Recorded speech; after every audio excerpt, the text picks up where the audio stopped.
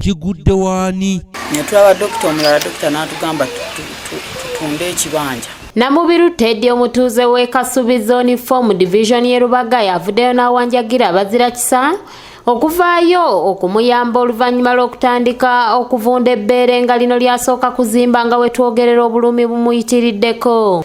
Yazimba yawandiika yasamaliriye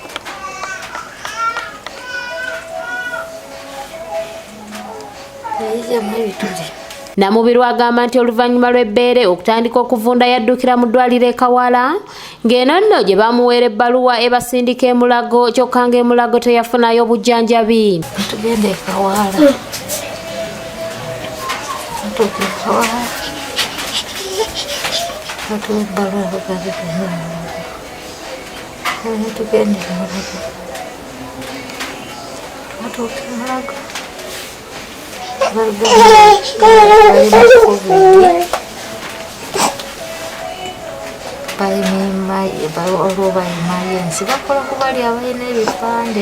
agamba nti olw'obutaba na nsimbi yasalawo addeyo e Mulago wadde ng'okusooka yali agobeddwa ng'eno kye baamukolera ku mulundi guno kwali kumunyiga.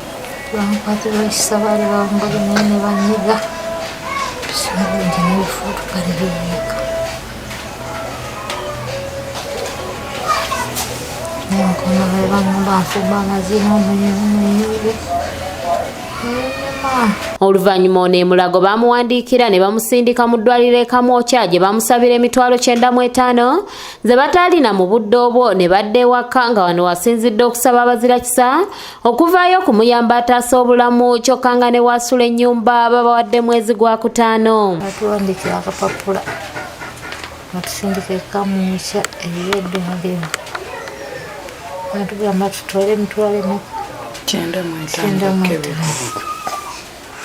sinadde 10 n'amaddayo tutambuza bigere naye titunabiyambira dde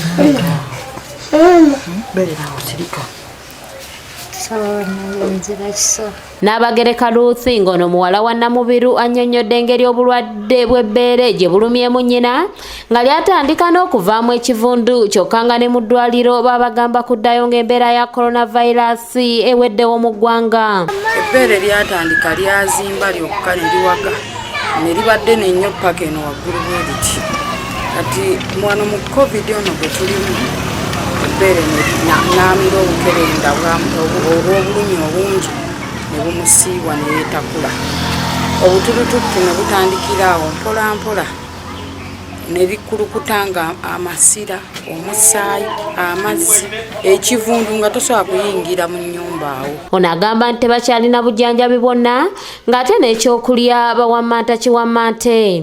Sajjani ne tumukubira n'agamba okusalako akanyama emitwalo 5 n'ekifaananyi ky'omunda emitwalo 3 n'ekyokungulu 15 n'atugaa tugendeyo n'emitwalo 95 naye nga n'ekyokulya twali tetukirina nga tetulina kantu konna netukwate ku ntaamu ne tusaba tujja nga tusaba abazira kisa ne batuleetako. Bw'ati asabye abazira kisa bonna abasobola okuvaayo babadduukirire nnyina afune obujjanjabi nga naye yali akola wabula yaggalwawo olw'embeera eri mu ggwanga. Twajjanga twegayirira tufuna omutwalo ne tubawa naye kati emyezi giyitiridde batugambye ti omwezi ogw'omukaaga guno nga guweddeko naye ogw'omukaaga olutandika tufuluma ennyumba yange naye tetulina we tugenda kudda tetulina buddukiro bwonna tusaba okuyambibwa.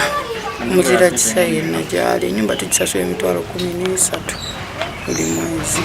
Asobola okuyamba ku mukyalo ono yita ku nnamba y'essimu eri ku lutimbe lwo. Ekituli kyeyongerayo bweyongezi ninawo abaana 3 balamba awaka sirina bwe mwewaza abaana sirina bwe mujjanjaba naye twegayirira abazira kisa tuyambe tusondereyo ku busente tujjanjaba obukadde alema okutufaako kuba tetuyigwe twasigaza yekka. Matiya Sekanjako yakusakidde eggulire lino ku lwa ABS Television. Tetulina muntu mulala yenna bwe tutyo bwe tuli mu nsi naye